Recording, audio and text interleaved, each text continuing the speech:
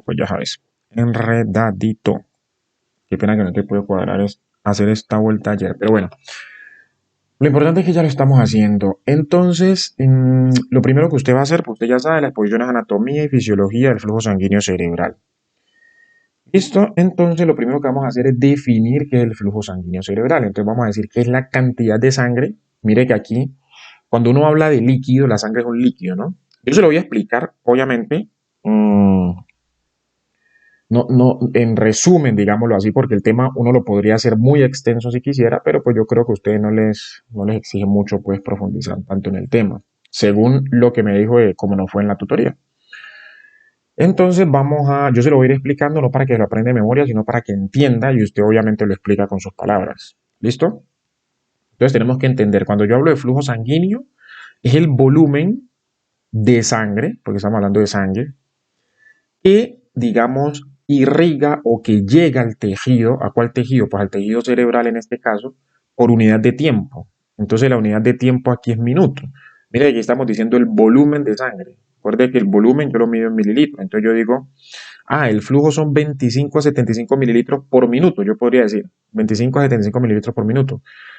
Pero realmente estos 25 a 75 mililitros que van cada minuto, solamente van a 100 gramos de tejido, a 100. O sea que si fueran 200 gramos, sería de 50 a 150 mililitros por minuto. Y así, ¿entienden? O sea que estamos hablando del volumen de sangre que llega a 100 gramos de tejido cerebral por cada minuto. ¿Sí? Entonces, ¿por qué nosotros decimos 25 a 35? Mire que es un rango amplio. En promedio sería 50. Usted, la mayoría de los libros le dicen 50 mililitros por cada 100 gramos de tejido cerebral por minuto. Y está bien. O sea, si usted lo dice así, está bien también. Lo que pasa es que este rango es ¿por qué? Porque, digamos, a la sustancia blanca, acuérdese que en el sistema nervioso, digamos, hay una parte que es blanca, que la llamamos sustancia blanca, y una parte que es gris, que la llamamos sustancia gris. ¿Cuál es la diferencia? Que la sustancia gris es donde están los cuerpos de las neuronas y la sustancia blanca es donde están los axones. ¿Listo? Acuerde que los axones tienen una vaina de mielina y eso hace pues que se vean como blancos. ¿Listo? Entonces, a la sustancia gris, como es donde están los cuerpos de las neuronas, es donde llega más sangre. Porque en los cuerpos es donde ocurre toda pues, digamos, la mayor parte de la actividad, de la producción de proteínas, de enzimas, bueno, toda esa vaina. ¿Listo? La mayor parte de la actividad. Entonces, a la sustancia gris, o sea, a los cuerpos de las neuronas, llega más sangre, generalmente 75 mililitros, y a la sustancia blanca llega menos, generalmente 25 mililitros. ¿Listo? Entonces, en promedio serían 50 mililitros. O sea que si usted dice que el flujo sanguíneo cerebral es 50 mililitros por cada 100 gramos de tejido por minuto, está bien. ¿Listo? Ahora la pregunta es, ¿de qué depende ese flujo sanguíneo cerebral? Pues depende de que hay unos carriles. Los carriles, pues son las arterias, ¿sí? Porque son las arterias las que van a llevar esa sangre al cerebro. ¿Cuáles arterias? Pues tenemos dos grupos principales de arterias. Entonces tenemos la arteria carótida, las carótidas que son esta que está acá, la carótida interna, que es esta que está aquí. Usted sabe que la carótida interna viene desde abajo, desde la aorta, ¿no? Viene desde la aorta. Acuérdese que en el lado derecho, la arteria carótida interna sale del tronco brachiocefálico. Eso usted revise el libro, eso no lo va a decir usted en la exposición, pero pues por si se lo preguntan. Usted mire una imagen de la aorta cuando sale del corazón, hace como una U invertida, digámoslo así. Eso lo llamamos el callado aórtico, ¿se acuerda, cierto?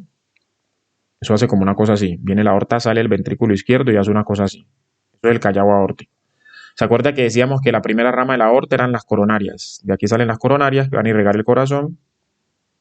De acá sale una cosa gruesa que es el tronco brachiocefálico. Y de este tronco, esto es el lado derecho, ¿no? Y de ese tronco brachiocefálico sale para arriba una arteria que es la carótida. Una arteria así, que es la carótida. Y esa carótida se va a dividir en dos: la carótida externa y la carótida interna. Esta carótida que nosotros estamos hablando aquí es la carótida interna, o sea que rama de la carótida común y que rama del tronco brachiocefálico en el lado derecho y en el lado izquierdo nace directamente de la aorta.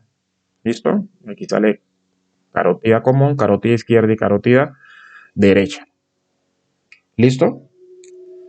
Bueno, y acá tenemos la vertebral, que la vertebral es la rama de la subclavia. Acuérdense que aquí de este tronco brachiocefálico después va a salir otra arteria que es la subclavia derecha y de acá va a salir la subclavia izquierda. ¿Listo? De esta subclavia salen las vertebrales. Bueno, usted revise eso, eso no lo va a decir usted, pero pues por si le preguntan. ¿Listo? ¿Cómo es que borro aquí? Listo, entonces, si nosotros vamos a la parte posterior, a la parte de acá abajo, que es de donde vienen las vertebrales, mire estas dos arterias vertebrales, mire que estas dos arterias vertebrales se unen y forman la arteria basilar, ¿sí ve? Que es esta arteria gruesa. Mire que usted va viendo que aquí van saliendo un poco de ramitas, mire aquí sale la ica, que es la arteria cerebelosa anteroinferior, bueno, por acá sale otra que es la pica, que es la arteria cerebelosa posterior, pero aquí no la mostraron aquí en este dibujo. Este dibujo es de Nether, ¿no? Ahorita le pongo, y no que le estoy haciendo el video para que lo pueda escuchar, ahorita le pongo la bibliografía de las imágenes. ¿Listo? Y le mando las diapositivas ya con la bibliografía. Listo, entonces usted está viendo que aquí salen un poco de ramitas. Mire que esta no las tiene que aprender porque aquí están los nombres, arterias pontinas, no sé qué. Mire que aquí está la cerebelosa superior. Aquí están todos los nombres. La docente a usted le dijo que no se enfocara tanto en todas las ramas, sino que hablara solamente de las ramas que forman esta estructura aquí que llaman el polígono de Willis. ¿Sí? Entonces, por eso usted va a describir pues generalmente eso. O sea, usted no se va a detener en cada ramita pues porque ella ya le dijo que no lo hiciera. ¿Sí? Entonces simplemente va a decir que viene la arteria vertebral, que son esta de acá, viene esta vertebral, esta otra vertebral, derecha e izquierda, viene, se unen, forman la arteria basilar, que es esta grande, y esa arteria basilar va a terminar en dos arterias que son las cerebrales posteriores. ¿Sí ven? Cerebral posterior. Mire, esta cerebral posterior acá y esta cerebral posterior acá. Listo, esa es la primera cosa. Ahora, esto es la parte posterior. En la parte anterior, ¿qué está pasando? Que viene nuestra carótida interna, que es esta que está aquí. Miren aquí la carótida interna. Esa carótida interna va a dar varias ramas. Una de las ramas es esta que está aquí, mire, esta que viene aquí. Comunicante posterior. Si ve que esta comunicante posterior va a unirse con la cerebral posterior. Mire, esta viene a unirse acá, lo cual es fantástico, esta circulación aquí. Porque digamos que puede suplir. Uno pensaría que si se obstruye esto aquí, entonces como esta tiene una comunicación aquí, entonces la sangre baja por aquí y puede venir e irrigar el territorio de la cerebral posterior.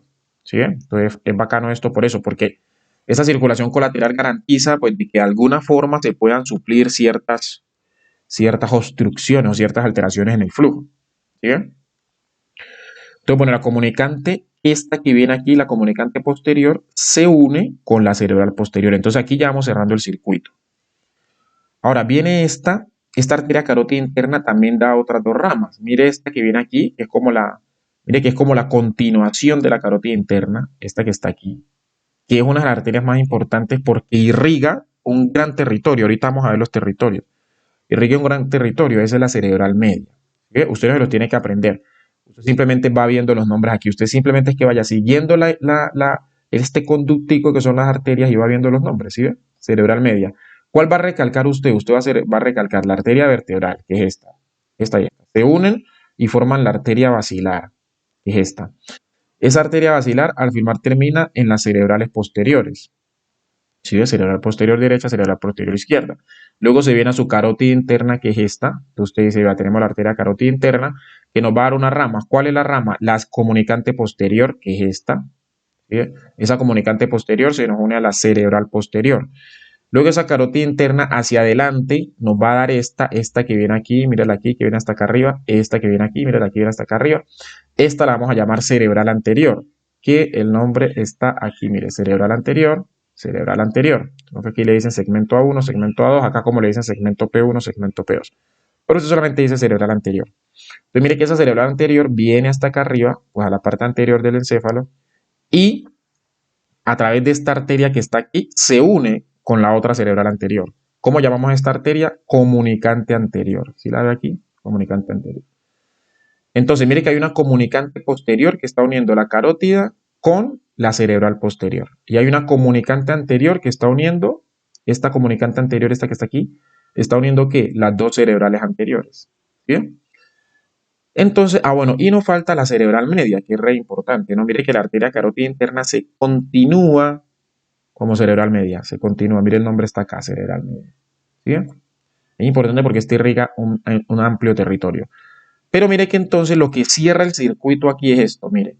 La arteria, la cerebral posterior, que es esta que está aquí, esta que está aquí, que es la comunicante posterior, luego viene acá la comunicante anterior, la cerebral anterior, perdón, que se une aquí gracias a la comunicante anterior, se une con la otra cerebral anterior y mire, aquí cerramos el circuito. ¿Sí? A este circuito de aquí es que le llamamos polígono de Willis, que es un nombre mal dicho, ¿no? Realmente. Bueno, esto es mal dicho por varias razones, pero bueno. Por varias razones, pero bueno, a usted no le importa entrar en esa discusión. El hecho es que eso lo llaman, la mayoría de la gente lo llama polígono de Willis. ¿Listo? Entonces, por eso vamos a decirle ese nombre. Entonces, eso es lo que usted va a decir aquí, simplemente eso. Explica esas arterias que le estoy señalando ahí. Listo, una vez diga eso, entonces usted qué va a hacer? Pues usted va a decir, usted le va a dar entre acá y le va a decir que, le va a decir a esto que los territorios que irrigan. Mire que en esta gráfica nos hablan solamente los territorios de las cerebrales, ¿sí ve? Las más importantes. Acuerde que ya le dijo que no se centrara pues en, sino que hablara de las más importantes. Entonces aquí nos están diciendo las cerebrales, la cerebral anterior, la media y la posterior. Mire que de la carótida sale la cerebral anterior y la cerebral media. Y de la basilar sale la cerebral posterior. Entonces, esto no se lo tiene que aprender. Mire que el dibujo aquí le está mostrando de todas formas lo que irriga. ¿Sí ve? Lo que irriga. Mire que la cerebral media irriga la mayor parte, ¿sí ve? La mayor parte. Y la cerebral posterior pues, irriga una parte pequeña. Pero no lo tiene que aprender porque está aquí. ¿Sí ve? Para que no se vaya a confundir. Usted en su exposición, pues usted va viendo lo que le dicen aquí y lo va diciendo. Ahora, en esta diapositiva de acá, pues hay que ver ella qué dice, si la dejan o no. Pero en esta diapositiva ya estamos profundizando más en todas las arterias. ¿Sí? Mira, aquí la hablan de la carótida interna, la cerebral media, anterior, cerebral posterior, basilares, cerebrosa posterior inferior, cerebrosa inferior y superior, espinal anterior, espinal posterior. Bueno, las espinales no se ven en esta gráfica, ¿no? Pero bueno, recuerde que ya le dijo pues que no profundizara pues mucho y no en las más importantes, que generalmente son la cerebral media, la anterior y la cerebral posterior, son en las que la gente más se fija. Porque, bueno, también hay otras, ¿no? Que aquí no las muestran, pero bueno, son ramas de la cerebral media, que son estas ramitas que salen de aquí, que son las lentículas estriadas, porque estas arterias que salen de aquí se rompen fácilmente. ¿Listo? Estas se rompen. Entonces, cuando se rompen, pues causan ACV hemorrágico. ¿Sí? Esas son importantes. Pero bueno, son ramas de la cerebral media, o sea que están aquí. Eso tampoco usted lo tiene que aprender. Usted simplemente, pues yo no creo que ella quiera que digan cada cosa pues de la que está aquí. Usted simplemente va a decir porque aquí estamos representando la clínica cuando se afecta alguna de estas arterias. Cuando se afecta, ¿qué quiere decir? Pues cuando se obstruye. Acuérdese que hay dos tipos de ACV, ¿no? Que es el ACV isquémico, que es cuando hay una obstrucción, y el ACV hemorrágico, que es cuando se rompe el vaso y empieza a haber sangrado pues en el encéfalo. ¿Listo? Entonces, dependiendo de la arteria que se comprometa, así mismo van a ser las manifestaciones clínicas en el paciente. Mire que aquí también nos están diciendo qué irriga, qué territorio irriga. Entonces, ¿qué es lo que usted tiene que hacer aquí? Pues ya hoy que vayan a la tutoría, pues usted le pregunta a la profesora si ella quiere que ustedes describan cada cosa de las que están aquí o simplemente hablan de estas tres, o sea, la media, la anterior y la posterior. Lo que usted sí tiene que hacer es como hacer un glosario. Usted en su glosario va a colocar qué es hemiplegia, qué es hemianestesia, porque mire que aquí no le van a describir eso, qué es hemianopsia, hemiplegia, qué es paresia, qué es amnesia, qué es disfagia, qué es el síndrome de Wallenberg, qué es disfonía. O sea, usted haga un glosario, qué es nistagmos, porque a usted la pueden corchar, pero le preguntan qué es disartria. Puede que la profesora no quiera que usted explique todo esto, pero si le preguntan qué es disartria, y usted no sabe, entonces la corcha ni feo, porque uno no puede colocar algo en una diapositiva sin saber qué es. Entonces usted haga su glosario, todas estas definiciones usted las encuentra en internet muy fácil, entonces usted eso no tiene ningún problema, usted escribe disfagia y eso le aparece pues como 50.000 páginas que le van a definir, y así con cada cosa, ¿listo? Entonces usted hace su glosario para que no le van a corchar. El glosario se lo aprende, obviamente lo tiene ahí al ladito, lo tiene ahí al ladito en un cuadernito, en una hoja, para cuando le pregunten, porque pues yo sé que es difícil aprenderse eso pues de un día para otro, todas esas definiciones, ¿listo? Bueno, entonces eso, lo primero que nosotros necesitamos es que los carriles, o sea, que las arterias estén funcionando pues de manera adecuada, estén bien, que no haya obstrucción, que no haya roturas, que no haya nada, que estén funcionando de manera adecuada, para que le llegue la sangre al cerebro, o sea, para que haya un adecuado flujo sanguíneo cerebral. Listo, pero bueno, hay unos factores fisiológicos que influyen también en ese flujo sanguíneo cerebral. Entonces, entre esos factores tenemos estos tres.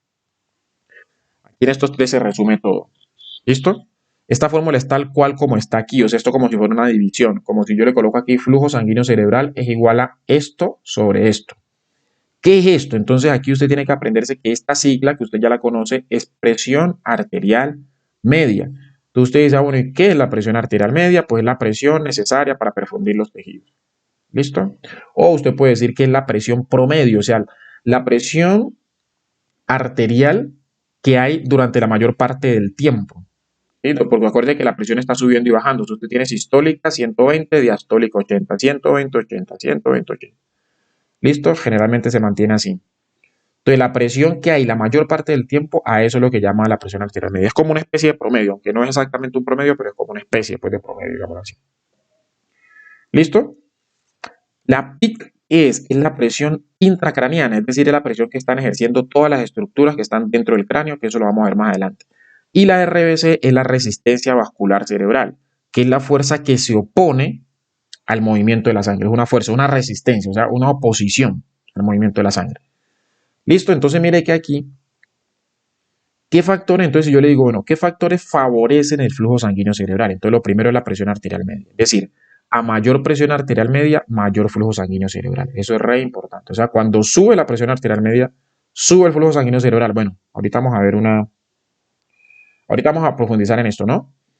Pero pues digamos, ahorita tenga esa idea. Entre más presión arterial media, mayor flujo sanguíneo. Entre menos presión arterial media, pues menor flujo sanguíneo. Por eso si una persona tiene hipotensión, se le baja la presión, pues el flujo sanguíneo disminuye. ¿Listo? Ahora, la PIC, la presión intracraniana. La presión intracraniana es una fuerza que se opone al flujo sanguíneo. Entre más presión intracraniana, porque acuerde que los vasos tienen que ingresar al cráneo. Entonces, si hay una presión intracraniana, o sea, si aumenta la presión intracraniana, o sea, si esas estructuras que hay allá adentro están ejerciendo mucha presión, pues no van a dejar que la sangre que viene desde afuera, porque acuerde que la sangre viene de las carótidas o de las vertebrales, que esa sangre que viene desde afuera pues puede ingresar. ¿Sí? Toda esta fuerza se opone a la entrada de la sangre. Y lo mismo la resistencia, pues el nombre lo dice, es una resistencia. Listo, esto lo voy a poner también en rojito. Siempre me olvida. Para que usted acuerde que esto se opone. Mire que eso está restando aquí. Está restando. Entonces está restando porque disminuye el flujo sanguíneo cerebral. Y esto está dividiendo, o sea que disminuye más el flujo sanguíneo cerebral. ¿Sí? Entonces la resistencia, esto es como cuando hablamos de presión arterial, que hablamos de que la presión arterial es igual a gasto cardíaco. Bueno, mejor dicho, no hablemos de eso para que no se enrede. O sea, la resistencia es una fuerza que se opone al flujo de la sangre. ¿Sí? Eso simplemente. ¿Qué ejerce o por qué se da esa resistencia? Por el grado de dilatación del vaso. Es decir, cuando el vaso está cerrado, o sea, cuando hay vasoconstricción, aumenta la resistencia. O sea, hay menos flujo. Cuando el vaso está abierto, o sea, hay vasodilatación, hay más flujo. Eso lo vamos a ver más adelante. ¿Listo? Por aquí como para que entendamos pues esos parámetros. Entonces nosotros vamos a empezar hablando de cuál parámetro, de la presión intracraneana. Entonces decimos que la presión intracraneana es la presión que están ejerciendo las estructuras que están pues dentro del cráneo. Mire, esto es cráneo, este es cráneo, cráneo. Entonces todo lo que está acá adentro ejerce una presión. ¿Qué es lo que hay acá adentro? Pues agua, hay agua a la lata. ¿Listo? El 80% de lo que hay allá adentro es agua. Pues hay proteínas y demás, pero la mayoría es agua. Pero esa agua, ¿cómo está repartida? O sea, esa agua está primero en el líquido intracelular. Mire, esto que dice aquí es líquido intracelular, o sea, lo que está dentro de las células. Listo, y lo que está dentro de las células, ¿de cuáles células? Pues de las neuronas. Acuérdate que en el sistema nervioso hay neuronas.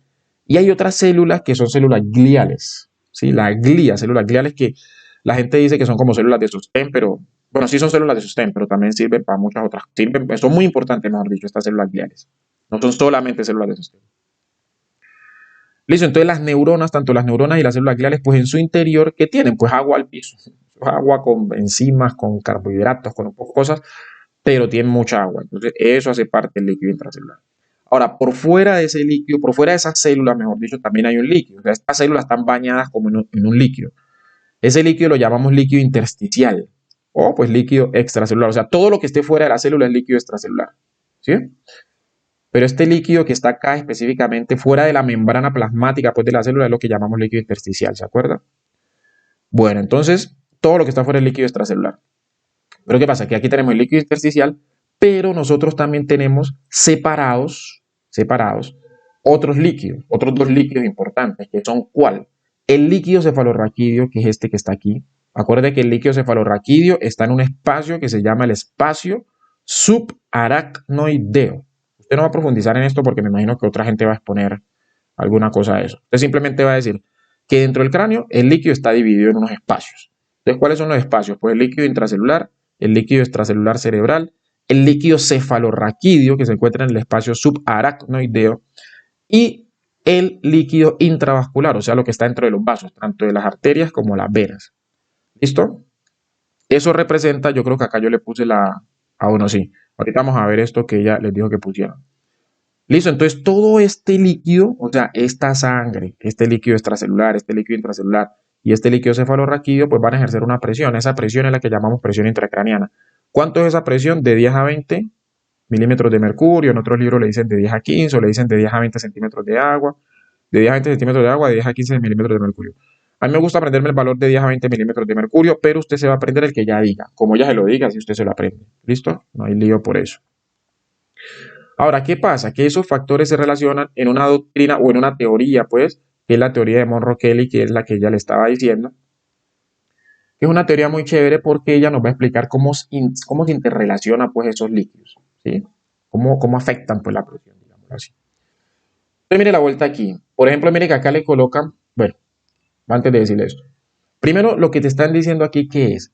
Que el cerebro, o sea, el líquido, aquí cuando hablan del cerebro están hablando del líquido intracelular, de ese líquido intracelular que decíamos, y este líquido extracelular cerebral que llaman aquí, o sea, esto que está aquí entre las células. ¿Listo? Esto que está aquí entre las células. Entonces, ese líquido es el mayor porcentaje, o sea, un 80%. Un 80% de la PIC es ejercida por este señor. ¿Listo? Ahora, la sangre ejerce solamente un 10% y el líquido cefalorraquídeo un 10%. O sea que si nosotros tenemos en todo el encéfalo, pues tenemos un volumen de 1400 mililitros, la sangre serían 140 mililitros y el líquido cefalorraquídeo serían 140 mililitros y el cerebro, o sea, el parénquima como tal, sería el resto. ¿Sí? O sea que la mayor parte es el líquido intracelular y el líquido extracelular cerebral. La sangre ejerce el 10% y el líquido cefalorraquídeo el otro 10%. ¿Qué pasa? Que todos estos juntos ejercen una presión de 10 milímetros de mercurio. ¿Sí? Aquí le ponen 10. Entonces pongamos de 10 a 15. Pongamos que lo normal sea de 10 a 15 milímetros de mercurio. Entonces, bueno, y aquí le dicen que los componentes intracraneales pues, se encuentran dentro de un contenedor rígido. Exactamente, porque usted sabe que el cráneo es rígido. El cráneo no se expande. Bueno, al menos que cuando usted es niño, que la fontanela nos han cerrado y tal, pues listo, ahí se expande. Pero ya cuando la fontanela se cierra, pues en teoría el cráneo ya no se expande más. Es rígido. ¿Listo? Entonces, ¿qué pasa? Si empieza a aumentar la presión acá, por ejemplo, este ejemplo que ponen aquí, que es muy chévere, si empieza a aumentar la presión acá por una masa, por ejemplo, la masa ocupa espacio, o sea que la presión va a aumentar, como el cráneo es rígido, ¿no? Si el cráneo no fuera rígido, pues el cráneo se expandería, ¿sí? Se agrandaría, como cuando yo tengo una bomba. Si yo le empiezo a echar más aire y más aire y más aire, pues la bomba se va agrandando. Si yo empiezo a aumentar el volumen dentro de la bomba, pues la bomba se va agrandando, ¿cierto? Pues cuando yo aumento el volumen, pues aumenta la presión. ¿Listo? Entonces la teoría de Monroe-Kelly que nos dice que si aumenta la presión por alguna cosa, por alguna razón, estos factores se tienen que reacomodar. Es decir, mira aquí por lo menos, mira aquí por lo menos. Nosotros estamos diciendo que la sangre y el líquido cefalorraquídeo ejercen una presión del 10, o sea, ejercen el 10% de la presión. Entonces, si aparece una masa, esta masa va a empezar a ejercer presión. Entonces, ¿qué tiene que pasar? Para mantener la presión intracraneana dentro de los parámetros normales, ¿qué tiene que pasar? Que hay que disminuir el porcentaje de influencia de uno de estos tres parámetros o de los tres. Hay que disminuirlo. Porque si no, es decir, si esto sigue ejerciendo 80, 10 y 10 y acá aparece una masa que va a ejercer más presión y más presión, ¿qué va a pasar? Pues la presión intracraneana va a comenzar a aumentar. Va a comenzar a aumentar. Y lo que queremos es que la presión intracraneana en total no aumente. Entonces, ¿yo qué tengo que hacer? Como acá me está apareciendo otra cosa que me está aumentando la presión, yo tengo que hacer que la presión que ejerce esto disminuya, que la presión que ejerce esto disminuya y que la presión que ejerce esto disminuya. Una de las tres. ¿Cuál es la más fácil de hacer que disminuya? Pues el líquido cefalorraquídeo. Lo primero, cuando aparece alguna cosa, en este caso una masa, lo primero que usted empieza a disminuir es la cantidad de líquido cefalorraquídeo que hay en el encéfalo, ¿no? Porque ¿qué ocurre? El líquido cefalorraquídeo se empieza a desplazar hacia la médula y se empieza a reabsorber más. Y se empieza a desplazar hacia la médula y se reabsorbe. Entonces empieza a disminuir el líquido cefalorraquídeo. ¿Sí pilla? Disminuye. Mire que ya era un 10%, ahora 5%. ¿Sí? ¿Esto para qué? Pues para que la presión intracraneal total, o sea, la presión de todo esto, de estas aquí eran tres cosas, ahorita son cuatro cosas juntas, no suba mucho. ¿Sí? No suba mucho. Entonces aquí estamos compensando, por eso aquí decimos que esto es un estado compensado, o sea, hay una masa, sí, hay una masa, pero la presión intracraneal no aumenta mucho. ¿Por qué? Porque la estamos compensando disminuyendo el volumen del líquido cefalorraquídeo. Eso es lo primero que ocurre. Luego empezamos a disminuir el volumen de sangre. ¿Listo? Esto también esto también ocurre. pero primero ocurre esto, luego ocurre esto. O sea, digamos que se empieza a desplazar la sangre que está en el encéfalo, particularmente en los senos venosos, entonces empieza a, digamos, drenarse. ¿Listo? Entonces empieza a disminuir el porcentaje de sangre que hay en el encéfalo. ¿Listo? Estos son los dos mecanismos que actúan, digamos, en la fase aguda. Ya con el tiempo, digamos, si esto es un proceso crónico, también la masa del encéfalo pues podría empezar a disminuir también, ¿no? Puede empezar a disminuir también, más que todo en los ancianos que tienen atrofia pues de la corteza y todo eso, es más fácil que, digamos, que el encéfalo se vaya como desplazando, por decirlo de alguna forma. Pero lo que ocurre inicialmente, esto no se afecta inicialmente, esto no se afecta. Lo que se afecta es esto y esto. Pero va a llegar un momento en que si esta masa sigue aumentando, esta masa puede ser cualquier cosa, no puede ser una hemorragia, puede ser un tumor, puede ser cualquier cosa. Si esta masa sigue y sigue aumentando, va a llegar un momento en que usted ya no puede disminuir más el líquido cefalorraquídeo y no puede disminuir más la sangre. Entonces, ¿qué va a pasar con la presión intracraneana? Pues va a empezar a aumentar. Ahí sí va a empezar a aumentar. Entonces ahí ya decimos que va a haber un estado descompensado. Eso de ahí para allá van a empezar a pasar otras cosas, ¿no? Porque el cerebro se puede hasta herniar. Aunque bueno, eso de la hernia no le voy a hablar de eso para no enredar. Lo que usted tiene que decir es que la teoría aquí de Monroe-Kelly lo que nos está haciendo es como una relación entre los parámetros que influyen en la presión intracraneana y que nos dice que si empieza a aumentar la presión intracraneana por alguna razón, estos tres parámetros se tienen que ir reacomodar para que la presión no aumente tanto. ¿Listo? Esa es la vuelta. Pero que va a llegar un momento, obviamente, en que por mucho que esto se reacomode, pues ya no van a alcanzar a compensar, ya no van a alcanzar a compensar, y si la masa pues sigue aumentando, pues la presión intracraneana va a aumentar. ¿Sí? Entonces ya vamos a hablar de que el paciente está en un estado descompensado. Espero que me haya entendido esto. Si no lo entiende con este video, pues me dice y yo más tarde vuelvo y lo explico. ¿Listo? Bueno, entonces eso es la primera cosa. Digamos, aquí estamos hablando de la presión intracraneana. ¿Listo? Acuérdense que hablamos de presión intracraneana. Estamos hablando de que el flujo sanguíneo cerebral depende de la presión arterial media, la presión intracraneana y la resistencia vascular cerebral. ¿Listo? Entonces aquí, ahora vamos a hablar, cuando hablamos de resistencia vascular cerebral, estamos hablando del diámetro de los vasos, ¿no? Acuérdense que los vasos se dilatan y se cierran, y ese dilatarse y cerrarse, cuando se cierra, o sea, cuando hay vasoconstricción, aumenta la resistencia y cuando hay vasodilatación disminuye la resistencia. ¿Listo? Más o menos esa es la vuelta. Entonces aquí nosotros vamos a ver que yo le dije allá, yo le dije a usted que cuando la presión arterial media aumenta mucho, cuando la presión arterial media aumenta, digamos que el flujo sanguíneo cerebral aumenta. ¿Listo? Cuando la presión arterial media disminuye, el flujo sanguíneo cerebral disminuye. Listo, eso está claro. Pero ¿qué ocurre? Que yo necesito que haya un flujo sanguíneo cerebral normal dentro de un rango. O sea, que no esté ni muy elevado ni muy disminuido. ¿Te acuerdas que lo vimos al principio, no? En promedio es 50 mililitros por cada 100 gramos de tejido por minuto. Entonces yo necesito que esté entre ese rango, entre 25 y 75. ¿Listo? Entonces, ¿qué pasa? Esto que está aquí es la primera parte de la ecuación que vimos allá de flujo sanguíneo cerebral. O sea, presión arterial media menos presión intracraneana. Esta presión arterial media menos la presión intracraneana me da la presión de perfusión cerebral. ¿Qué es la presión de perfusión cerebral? Pues la presión con la cual llega la sangre, digamos, al cerebro en este caso. ¿Listo? La presión de perfusión cerebral. ¿Qué uno diría? Pues bueno, pues la presión de perfusión debería ser igual que la presión arterial media. Pues en parte sí. Porque ¿qué dijimos que era la presión arterial media? Pues la presión necesaria para perfundir adecuadamente los tejidos. ¿Cierto? Entonces debería ser la misma. Pero nosotros ya sabemos que hay una fuerza que se opone, que es la PIC. Entonces ya sabemos que la presión de perfusión depende de la presión arterial media y depende de la PIC. ¿Listo? Bueno. ¿Qué es lo que habíamos visto allá arriba? Si yo le coloco acá, yo le puedo colocar a esto acá, digamos, una línea aquí, y le coloco acá RBC, o sea, resistencia vascular central, y eso ya me daría el flujo sanguíneo cerebral, ¿sí? O sea, la fórmula que vimos anteriormente. Entonces, ¿qué estamos aquí relacionando? Estamos relacionando el flujo sanguíneo cerebral con la presión arterial media. Entonces,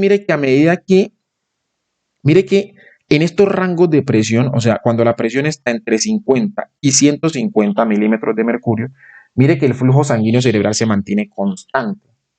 Tú no dices, ¿pero por qué?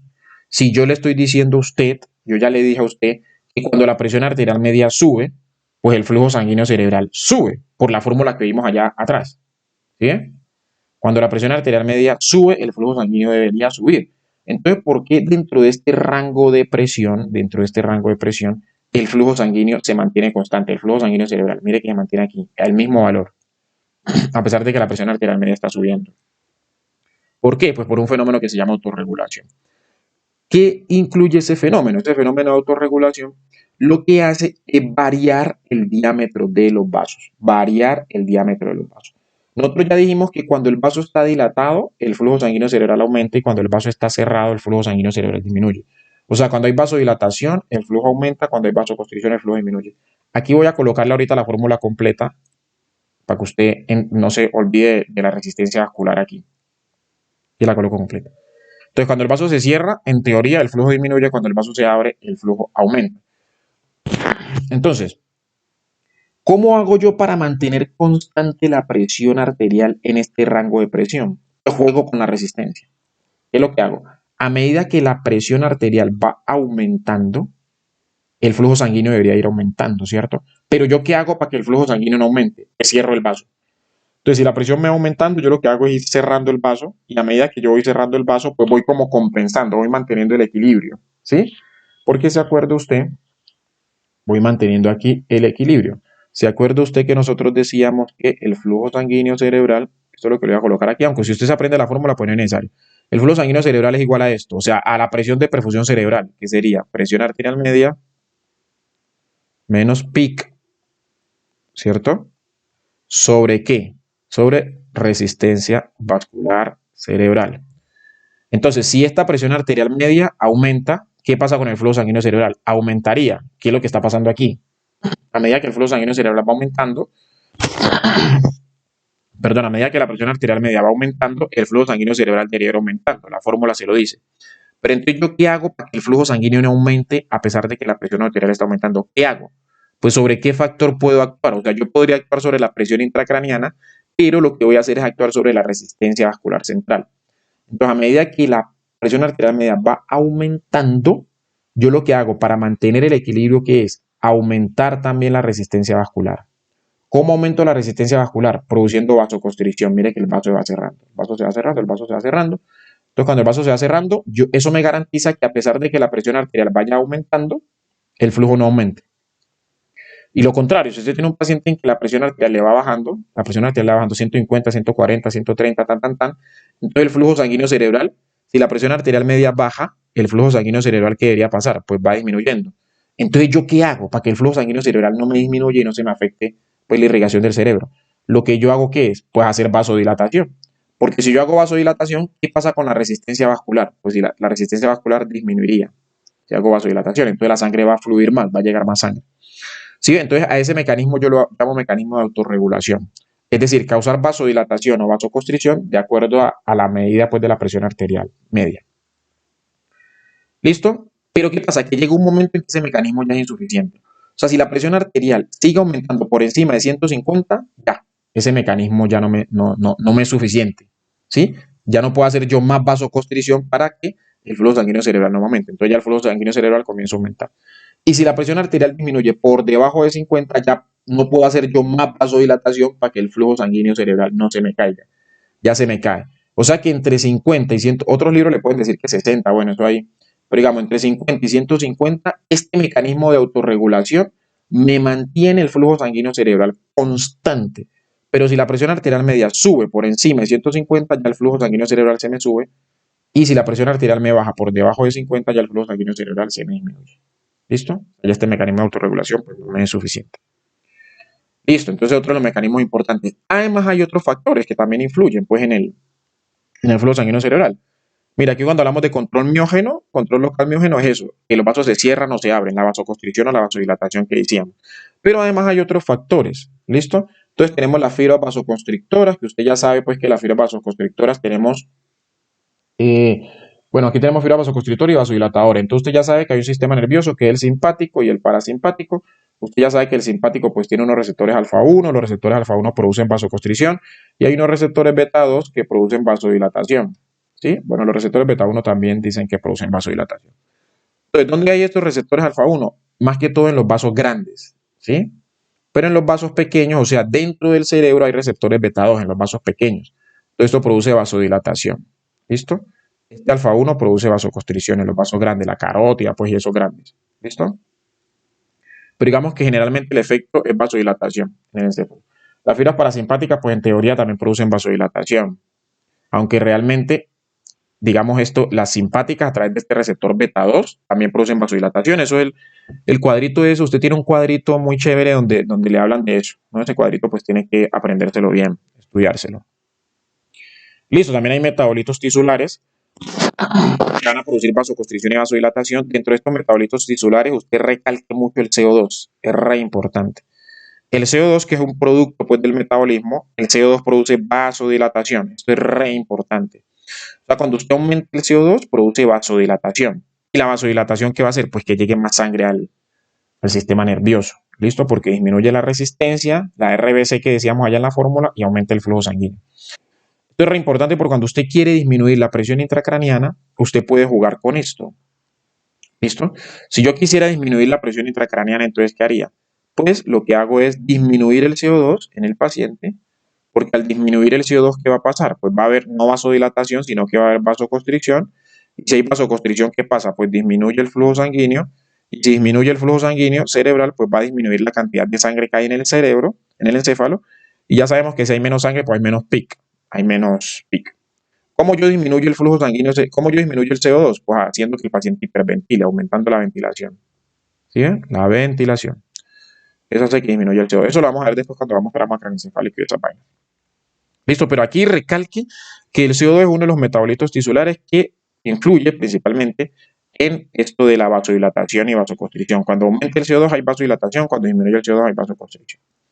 Listo, también hay otras sustancias, pues hay muchas cosas aquí, bueno, sustancias excitadoras, inhibidoras, la regulación paracrina, y aquí le recalcan pues ciertas sustancias, entonces usted lo que tiene que saber de aquí es que la histamina, las prostaglandinas y el óxido nítrico son vasodilatadoras, la endotelina es vasoconstrictora. ¿Sí? ¿Cómo es? Pero usted aquí recalque pues esto del simpático y recalque bueno, el control miógeno que ya le dimos en la diapositiva anterior y recalque lo del CO2. Listo, todos esos factores influyen en el flujo sanguíneo cerebral. Y aquí en esta diapositiva que lo que estamos haciendo es como una integración, estamos integrando esto que acabamos de ver en una patología. ¿En qué patología? Cualquier patología que cause hipoperfusión cerebral. ¿Listo? Hipoperfusión cerebral. Miren aquí lo que decía la profesora es cierto, aquí estamos hablando de obstrucción arterial, pero cualquier, digamos, cosa que cause hipoperfusión cerebral va a causar más o menos las mismas alteraciones. ¿Listo? Entonces, ¿cuáles son las alteraciones? Pues va a haber una disminución del aporte de oxígeno y glucosa. Acuérdese que el oxígeno y la glucosa, ¿para qué lo necesitamos? Pues para producir energía. ¿Energía en forma de qué? De ATP. Entonces, si no llega oxígeno y glucosa, pues va a haber una disminución en la síntesis de ATP. ¿Listo? Va a haber una disminución en la síntesis de ATP. Usted sabe que, pues, digamos, ¿por qué decimos que hay disminución y no que no hay síntesis de ATP? Porque también se puede hacer glucólisis anaerobia. O sea, anaerobia es que se hace en ausencia de oxígeno. Lo que pasa es que la glucólisis anaerobia pues produce menos ATP que la aerobia. Recuerde que cuando hay oxígeno, usted le van a decir que produce entre 36 o 38 ATP, pero cuando no hay oxígeno solamente se producen 2 ATP. ¿Listo? Entonces disminuye bastante la producción de energía. Entonces, gran parte de la energía que produce el cerebro la gasta en qué? En el funcionamiento de unas bombas. Particularmente, ¿cuál bomba? La bomba sodio, potasio, ATPasa. ¿Se acuerda de esa bomba, cierto? Que es re importante.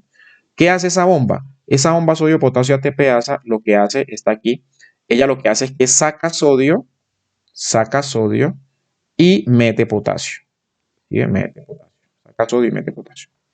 Y pues requiere ATP para hacer esa vuelta, ¿no? Saca sodio y mete potasio. Entonces, si esta bomba, y requiere ATP, entonces como hay disminución en la producción de ATP, entonces se va a disminuir la función de esta bomba.